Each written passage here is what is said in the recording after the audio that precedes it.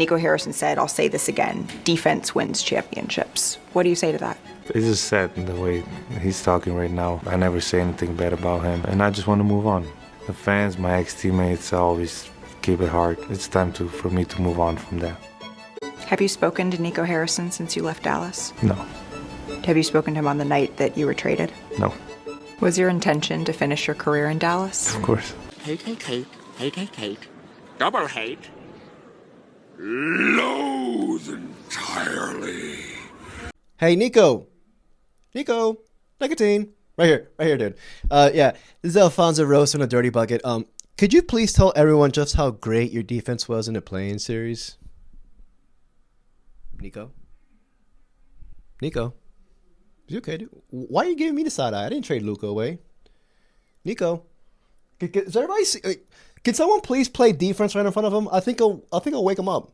I'll give him a hard up. One thing about me, I'm not going to talk bad about any players. Like that's not going to do, us or me any good. He literally talked. He literally went on a press tour, degrading Luka Doncic. He went on a press tour. He had his own tour bus. He was going around city to city talking ish about Luka. He called Luka lazy, weak-minded, fat. He called him fat. He said beer and hookah, not in my alley. I'm just like, all of a sudden, Nico Harrison turned into an insult comic, dude. He was just like, degrading. Nico Harrison should go on Kill Tony. Put him on Kill Tony. He's gonna judge their freaking sets, and he's gonna be like, don't like. You say defense wins championships. No. I felt compelled to make this video, dude. I haven't really talked as much about the Mavs, but in this video, I'm going to talk about just the overall betrayal of a fan base. Because screw Nico Harrison, this is more about the Mavs fans. But yeah, if you enjoyed this video, please like and subscribe. I truly appreciate it. All that fun stuff. Mavs lost last night against the Grizzlies. They didn't just lose, they got pummeled. Who... You traded for a injury-prone superstar. You gave away your superstar who's not injury-prone. He's perfectly fine. Everything was good with him.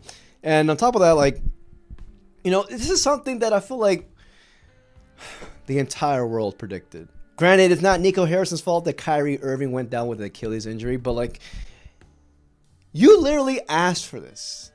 You did everything wrong in a book, and you literally got what you deserve.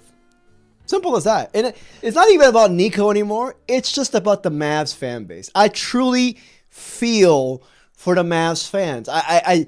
In all my years of being alive, I'm 31, dude. 31 wearing these stupid ass shades. I know. I have never felt so bad for a fan base. The betrayal runs deep. It does, dude. And I'm a Wizards fan, so you got a freaking Wizards fan feeling sorry for you. I'm just like, Jesus Christ, I don't know the pain. I don't think I know the pain. I should know the pain. I feel like I kind of want to know the pain, but I don't know the pain yet, dude. I don't. Maybe if I shoot myself in the foot, maybe I don't know. Maybe I'll feel somewhat in the vicinity of the pain that the freaking Mavs fans are feeling right now. I'll get Gilbert Arenas to shoot me. I'll get Gilbert to shoot me. Maybe it's like, dude, come on, please. I need your help. I need to feel the pain that Mavs fans are feeling. It's just indescribable. It's not fair, dude. Mavs fans don't deserve this. Here's the thing that kind of gets to me. There's no accountability. No accountability whatsoever. They haven't publicly speaking about this trade since the day after with the interview and all that Nico Harrison saying, no regrets, no. The Mavs literally had a recent press conference. I don't even know if you want to call that a press conference in which there was no reporters there. It was only invite only.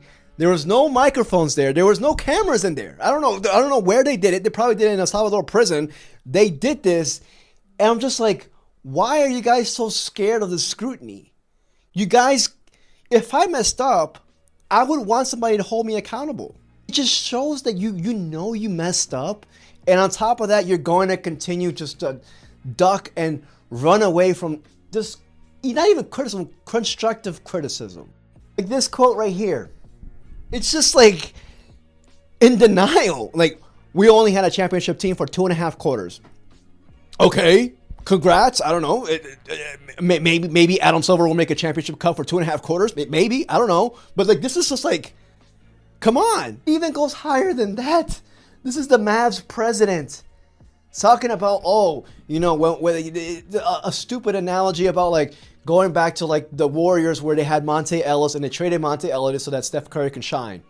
Where is the Steph Curry on the Mavericks roster? They could have used them last night. The fuck? Was it Jaden Hardy? Is Jaden Hardy the new Steph Curry? If he is, please let me know. I'll buy his jersey, dude. I just like, there's on top of there being accountability, there's no self-awareness. You know now, would you have made the same decision from the Dallas last summer? Don't do this. Don't do that to me. Don't do that. That's kind of a ridiculous question because like I don't own a time machine and I don't believe in going back, looking back. You got a future Hall of Famer just itching to hold back, to unleash on your franchise. Like, you lied to not only Luka, you lied to your own players. Klay Thompson specifically came to Dallas just to play with Luka, okay? And you lied to him. You know, it just seems like the overall consensus feeling about how the players feel about the Mavericks right now, they're not going to trust them to sign with them. I'm just like, and to me, I'm against conspiracies right now. I don't think Nico Harrison made this deal on his own. I feel like he was forced to make this deal, dude. I feel like he was. There is no sentient being that would make this deal. The way he went about it, was not trying to gain any leverage. To me, it's just like, it's one thing if you want to trade Luka, fine. I mean, I don't know about fine, but you know. Another thing is to not get leverage to get the most out of the deal. This is what they got for him. What is this, dude? What the fuck are you? It just seems like ownership was involved, in my opinion. You know, it just seems like ownership, the NBA maybe, I don't know, dude. It's a perfect storyline for the NBA, you know, but still, like, it's just like, it's either Nico Harrison has artificial intelligence or there's an inside job in this. No, scratch that. ChatGPT recently said, we would have never traded Luka Doncic like this for this package. No. So he's not artificial intelligence. ChatGPT, they held a press conference last week and they're just like, dude, you would have never traded Luka. The fuck? I don't know, man. It just feels like he's the scapegoat. Like he's the fall guy for all of this. But you know, this is how good the Mavericks have been, quote unquote. You know, 2.5 quarters of good since they traded for Luka. 13-20 record. Granted, I'll be honest. Again, obviously, Kyrie Irving, you know, Anthony Davis got injured literally in the first game. Who would have thought? Injury-prone superstar. Anyways, but again, it all circles back to Mavs fans because Mavs fans are the core of the franchise. Like, they're one of the biggest fan bases in the NBA, and you're just going to betray them like that. Betraying by raising ticket prices. Being hostile to anybody in the Mavs arena who wants to speak their mind, dude. I thought there was a freedom of speech amendment there, dude. I'm just like, what the fuck? Like, when I saw this, I got scared. I was just like, dude, the fuck? Are we not allowed to say what we want to say anymore? I'm not going to get into that stuff. Like, it just seems so dictatorship type. It's one thing to piss off your fans, but it's another thing to silence your own fans from expressing their own emotions. We've seen Mavs fans, and rightfully so, protesting outside the stadium. I mean, and I feel like the end of the story is that it's going to be a story, but unfortunately for the Lakers, not for the Mavs. Luka dropped 45 on them, which is awesome, but at the same time, well, the Mavs, you know, they're dwindling fast. They don't have a first-round pick till apparently 2030 or something like that. Like, it's just like they're now in purgatory hell, NBA purgatory hell, like the Nets have been for the past 15 years. And it's just, you want to do right by the fans, you have to start at least listening to them. If you don't even want them to voice their own opinions, you have no standard to go by. You have no judgment to go by. You're silencing their own opinions. How are you going to know how to maneuver, how to get out of this freaking pile of dog shit that you have right now in front of your hands? Anthony Davis can't even, like, move on with his life because he has to deal now with this. Who would have thought that this would have ended this way? Who would have thought? Apparently, Kyrie's not scheduled to come back until February of next year. Yeah, man. Very sad. But yeah, let me know what you guys think. If you enjoyed this video, please like and subscribe. This is the perfect ending, but not for the Mavs, for the Lakers.